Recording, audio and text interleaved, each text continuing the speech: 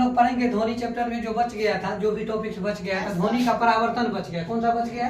ध्वनि का परावर्तन। तो जैसे प्रकाश का परावर्तन होता है उसी प्रकार से ध्वनि का भी परावर्तन का नियम होता है। तो पहले हम ध्वनि का परावर्तन किसे कहते हैं वो हम पढ़ लेंगे। ध्वनि का परावर्तन देखो कह रहा है किसी परावर्तक सतह से, मान लीजिए ध्वनि का जो परावर्तन होगा किसी भी परावर्तक सतह एक समतल सतह से होगा, टकरा कर ध्वनि का जो है वापस लौटने की घटना या क्रिया को हम लोग क्या बोलते हैं? ध्वनि का परावर्तन करते हैं। क्या कहते हैं? ध्वनि का परावर्तन करते हैं। ध्वनि का परावर्तन का भी दो नियम होते हैं। जैसे प्रकाश का परावर्तन का दो नियम होता है, सेम उसी प्रकार से ध्वनि का परावर्तन का भी कितने नियम है? दो नियम है, जो तुम लोग को नीचे दिया गया। देखो प्रथम नियम कह रहा है जो आपतित ध्वनि तरंग, जो भी ध्वनि तरंग आ रहा है कहीं से उसको हम लोग क्या बोलेंगे? आपतित। और जो वहां टकरा कर जो लौट के रिटर्न होगा उसको क्या बोलेंगे? परावर्तित बोलेंगे।